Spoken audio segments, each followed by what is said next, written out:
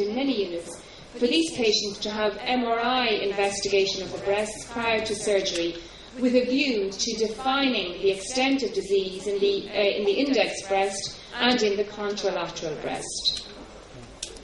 So in terms of pathology, invasive lobular carcinoma is an insidious snake-like lesion that tends to weave its way in and out between the lobules, such that it can be difficult to even define the extent, sometimes on H&E. Sometimes we need to do cytokeratins to see exactly how extensive the tumour is. Typically, the tumour is composed of small uniform cells with intracytoplasmic lumina. They tend to arrange singly and show targetoid spread around ducts. Mitotic activity is variable. These tumours typically show loss of E-cadherin, although approximately 10% of invasive lobular carcinomas are said to be E-cadherin positive. So we are advised not to rely on E-cadherin status to make a diagnosis of lobular. The teaching is, if you feel something is invasive lobular carcinoma on histology, even if the E-cadherin is negative, we should stick with our diagnosis. However, in cases where we're a little unsure, I think E-cadherin can be actually quite useful. There are variants of invasive lobular carcinoma, and these include alveolar, solid, tubulolobular, pleomorphic, and mixed. And of these, then, the solid and pleomorphic variants tend to be a little bit more aggressive biologically. Appreciation of these different variants is useful as an aid to diagnosis. Otherwise, we can think perhaps we're dealing with a high-grade ductal NST, when in fact we're dealing with a pleomorphic variant. And interestingly, however, pleomorphic lobular, although showing some of the characteristics of lobular, tends to show the genetic profile of a high-grade ductal NST. So in terms of TLM and other classification approaches, invasive lobular carcinomas tend to be grade 2. However, the pleomorphic and solid variants may be grade 3. Also, these tumours may be more advanced because of the way in which they grow very insidiously. They may be larger and have a greater degree of node positivity at diagnosis. They also show a specific pattern of metastatic spread and have a predilection for bones, and in particular for the abdominal viscera.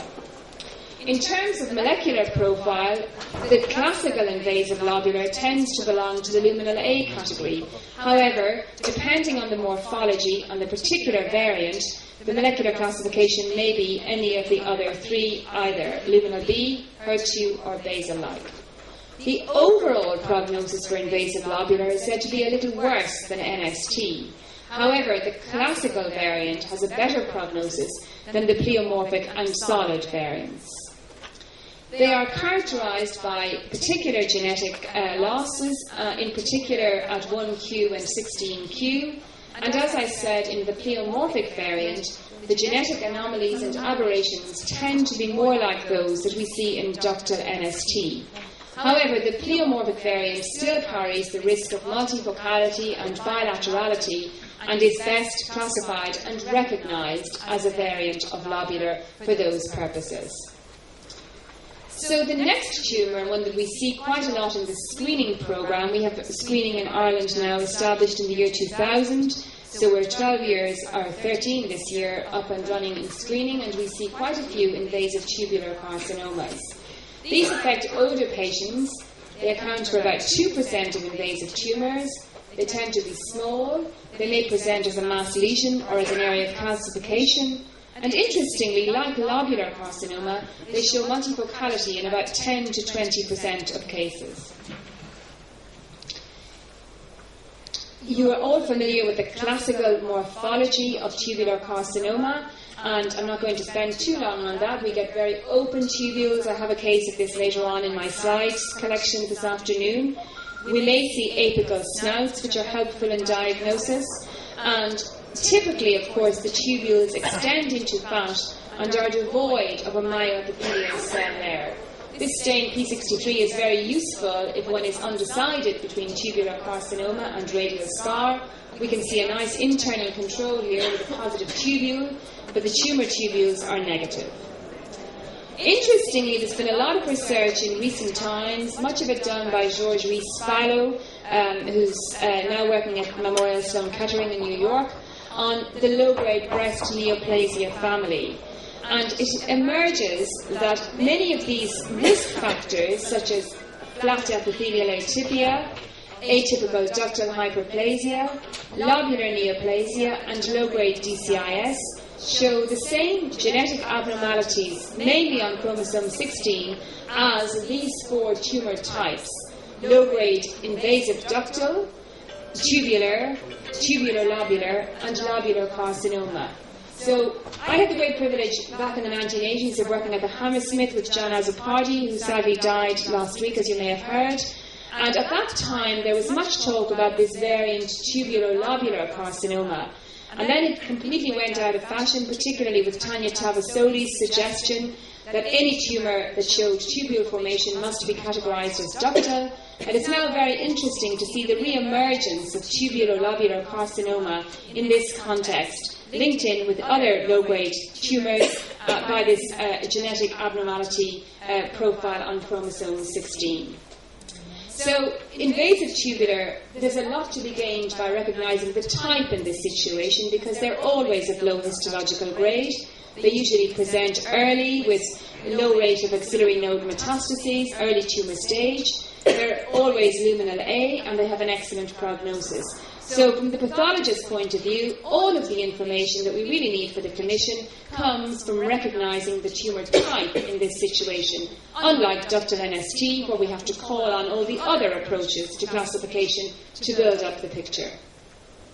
Invasive cribriform carcinoma is the same, really, for all intent and purposes, as tubular carcinoma, same biological profile, and the same prognostic implications.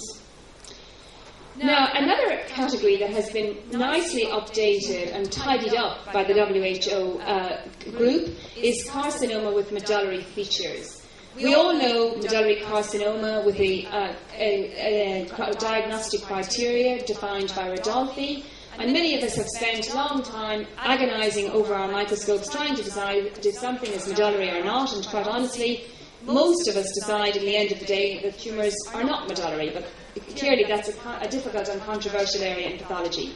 So the term carcinoma with medullary features is now being proposed to include 3 types of tumour: medullary carcinoma as we once knew it, atypical medullary, and a subset of NST tumours. And this categorisation is now categorised according to these key features, which really are the old features of medullary, apart from the no tubule formation and the no DCIS. So tumours that have a circumscribed border, a syncytial growth pattern, high-grade nuclei, and a prominent lymphoid infiltrate. So I think this is a very useful term, and certainly brings together these different entities that we've been struggling with for many years. These tumours are usually grade 3, they're usually basal-like and or triple negative, with a high level of genomic instability. Interestingly, patients who have the BRCA1 gene mutation and who develop breast cancer tend to have medullary type features.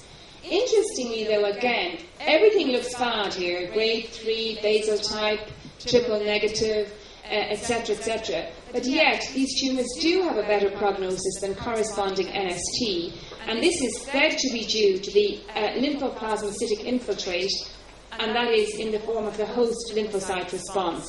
So again, recognition of the tumour type here does give additional information to the clinician. Another area which I think has been very ill-defined and difficult to unify and to understand is the whole area of metaplastic carcinoma. And again, I think the WHO classification approach has attempted to unify a group of very different tumour types into a nice reproducible category. So this group of tumours is said to be a heterogeneous group, which we know, characterised by differentiation of the neoplastic epithelium into squamous and or mesenchymal elements. Now, the tumour may be entirely metaplastic, in which we just see the metaplastic component, or it may be a mixture of carcinoma and metaplastic elements, in which case it's usually easier to recognise and diagnose. These tumours account for between 0.2 and 5% of breast carcinomas, depending on the definition we use, because some groups say that it's only a tumour showing mesenchymal elements, whereas others say that it also includes the squamous category. Now, there's a host of terms that we've been using in the past for this group, such as carcinosarcoma, spindle cell carcinoma, matrix producing, etc. But these have now all been brought into this one category of metaplastic carcinoma. So the WHO booklet then goes on to identify 5 different variants of metaplastic carcinoma. And I'm conscious of time, but I'll just go through them briefly. That's just an example, first of all, showing the combination of carcinoma and sarcoma. Low-grade adenosquamous carcinoma is a rare tumour, and it's one characterised by the presence of small glands and squamous nests, with or without keratinisation. Then squamous cell carcinoma, it's usually a cystic lesion with an infiltrative outline. There's usually a good degree of cytological atypia. There may be a spindle cell component. It may be pure, or it may be mixed with invasive ductal carcinoma. And when we see this down the microscope, it's important to exclude primary squamous cell carcinoma, which should show derivation from the overlying skin. And it's also important to bear in mind the possibility that we might be dealing with a metastatic tumour.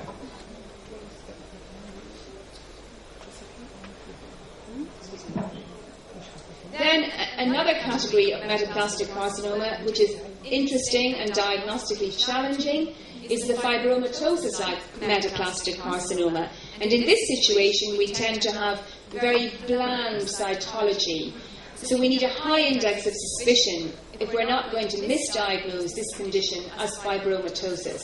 So clearly, when we have a low-grade spindle cell lesion, we should bear in mind the possibility of a spindle cell carcinoma and do cytokeratin immunohistochemistry. On that note, it's important to bear in mind that the keratin positivity may be focal, and secondly, that it's important to use a high molecular weight and a broad spectrum keratin, as many of these tumours will be negative with antibodies such as CAM5.2.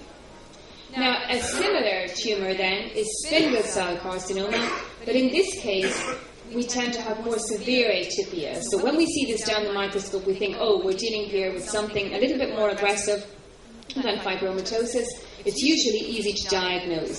And this may again be a pure tumour, or it may be mixed with invasive ductal carcinoma.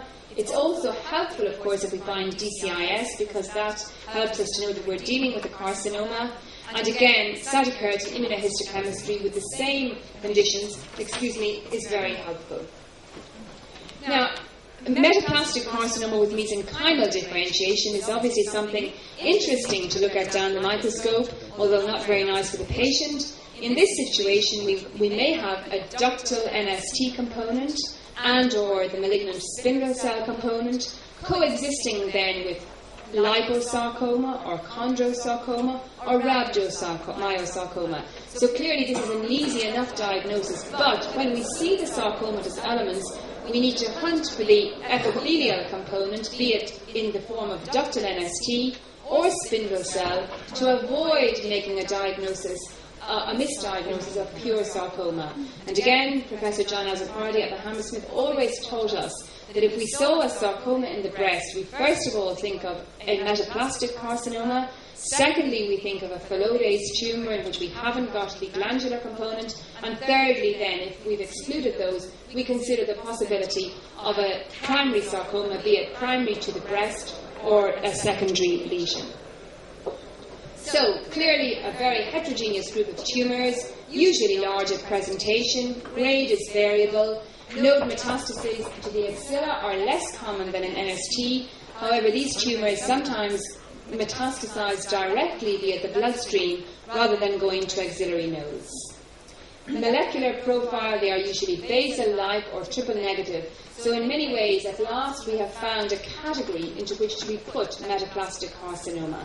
So again, recognition of type and molecular classification is very important in guiding management. Just briefly, carcinoma, another variant of carcinoma, is that with apocrine differentiation. This is quite common in breast cancers. It's seen in about 14%, and you know the characteristics, and I'm not going to dwell on those, but just to say that these tumours are often, but not always, GCD FP15 positive, and they are pure apocrine carcinoma is quite uncommon and is still thought to be a variant of ductal NST rather than an independent entity based on its genetic profile. These tumours are usually estrogen and progesterone receptor negative, HER2 positive, and also show androgen receptor positivity. So again, recognition, and in particular, the molecular profiling is important in guiding treatment. Salivary gland type tumours are seen in the breast from time to time. The most common, although it is a very uncommon tumour, is adenoid cystic carcinoma. I just want to say a little bit about this because I would like to emphasise that, again, recognition of tumour type is very important. They usually occur in the subareolar region. We now know that they're characterised by this very, very specific translocation involving chromosomes 6 and 19. The quintessential feature of adenoid cystic carcinoma is the recognition of two cell types, expression of cytokeratin luminal type cytokeratins by the epithelial cells, and basal type cytokeratins by the basaloid cells. More recently, we have discovered, not me personally obviously, but the researchers who help us to understand these tumours, that adenoid cystic carcinoma is frequently CD117 or c-KIT positive. And that's very helpful in recognising, in particular, what we call the solid variant of adenoid cystic carcinoma. That's the classical appearance, which looks like invasive cribriform carcinoma and needs to be differentiated from it. However, we see other types, such as tubular, trabecular, and solid variants. Perineural invasion, like in other adenoid cystic carcinomas elsewhere in the body, may be seen, but is not a prerequisite for the diagnosis. The differential diagnosis really depends on the growth pattern, but it is important to differentiate it from invasive cribriform carcinoma in the classical variant, and it's important to differentiate it from other types of breast cancer in the solid variant. Now, again, the grade can be variable, and the solid variant is thought to be more aggressive. In terms of molecular profile, however, these tumours are triple negative and frequently, obviously, would express the basal-like markers because of the makeup of the cells.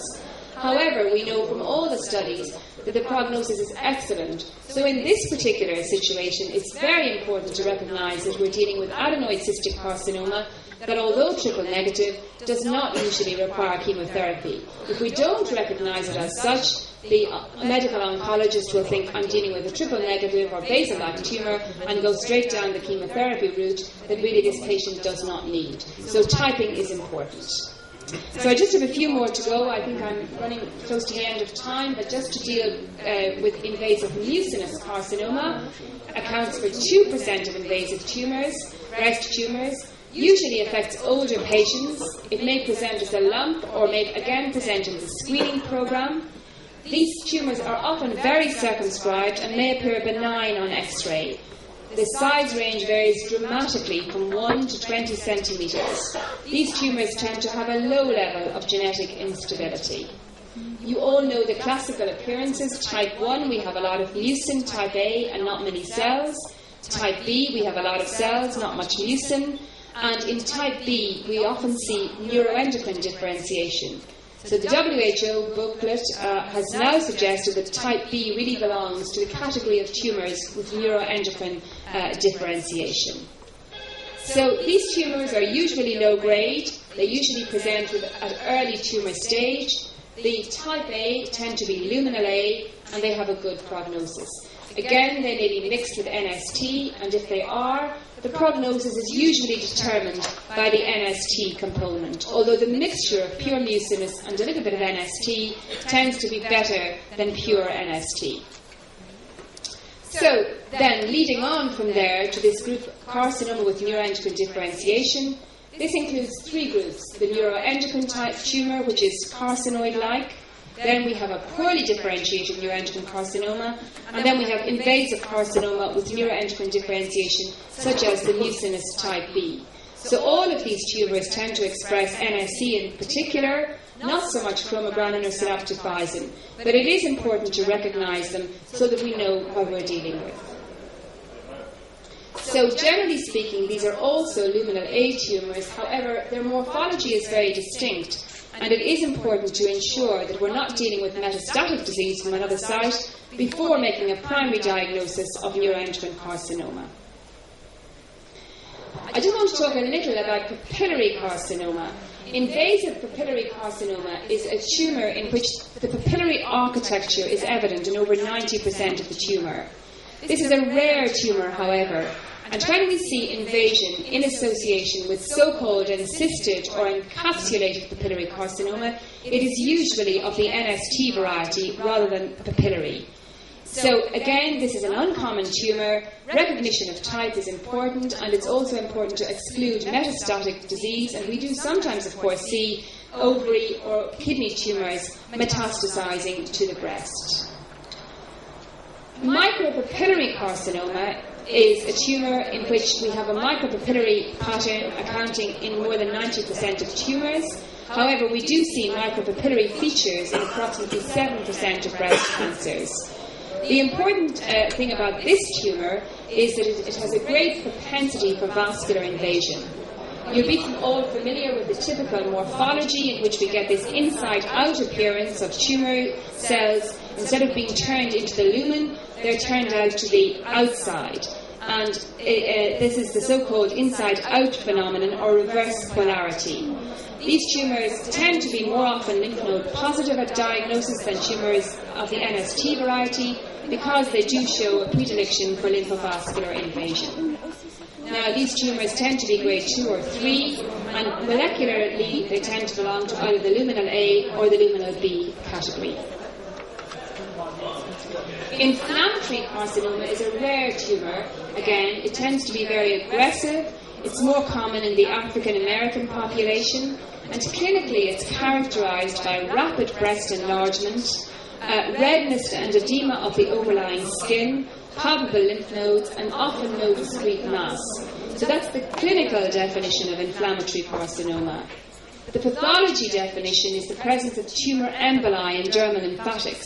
And interestingly, they don't always coincide. The clinician may tell us it's inflammatory carcinoma. We may not see tumour emboli in dermal lymphatics. Similarly, we may see tumour emboli, and the clinician may not regard it as an inflammatory carcinoma. So it's important to correlate our information clearly.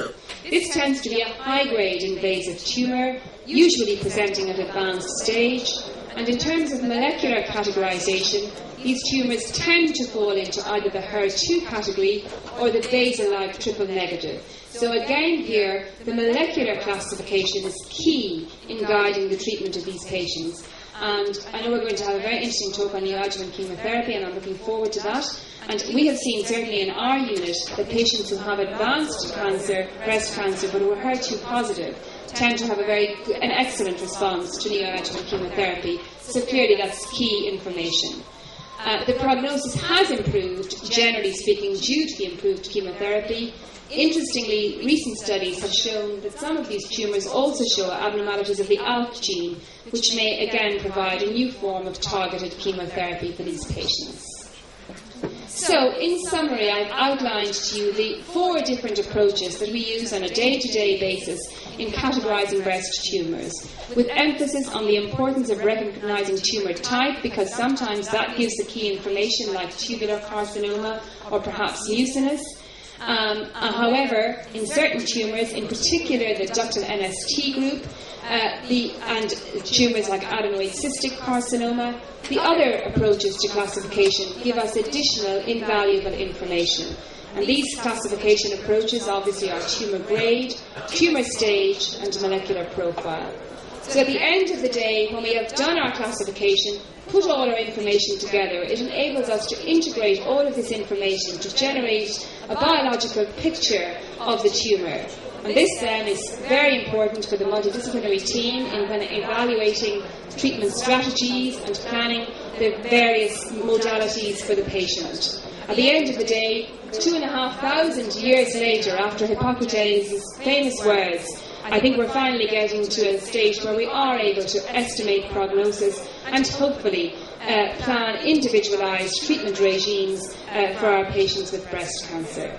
So I leave you with this constellation of flags, and we have Ireland here, and certainly we have Egypt, and Italy I think is hiding in the background there. So hopefully our classification approach also helps us to communicate between the different countries and to compare our, share our knowledge and compare our experiences. Thank you very much.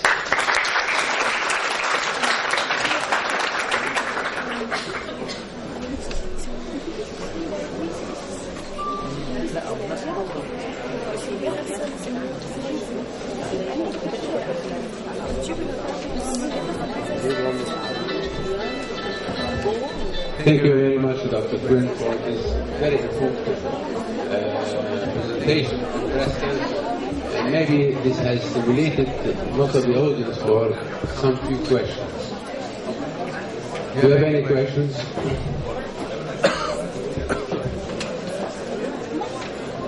Yes.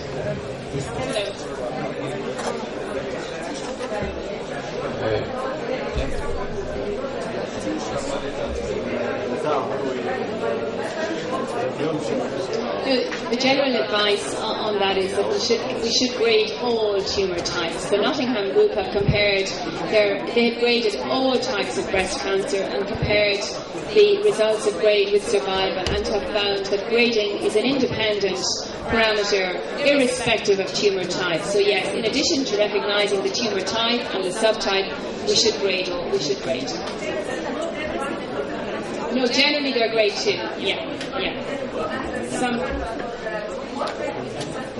grade 3. Yeah, that's right. But it's still useful to differentiate between the grade 2 and the grade 3. Okay? Yes. Introduce yourself.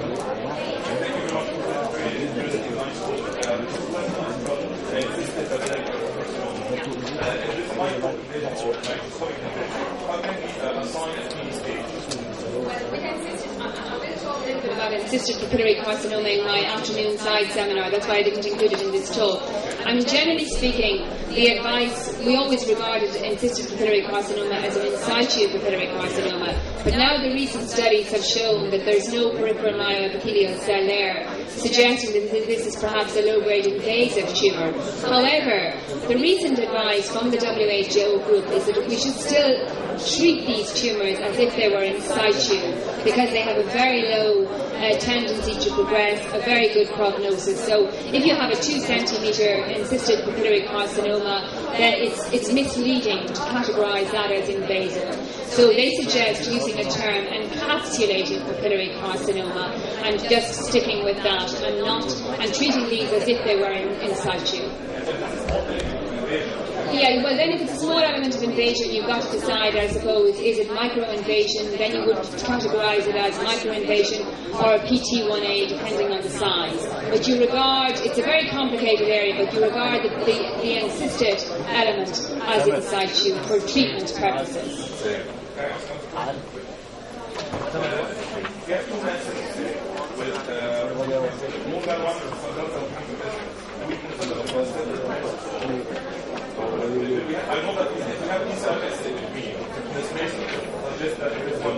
Okay, I'll be talking about that as well in my lecture on the pathology of conservation surgery. Generally speaking, if they're separated by more than 5 millimetres, we regard them as 2 separate invasive tumours, and we give the largest size for TNM classification.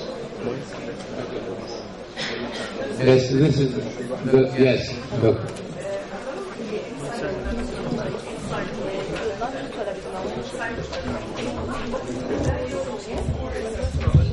Does it, or hormone receptors have a value in intraductal or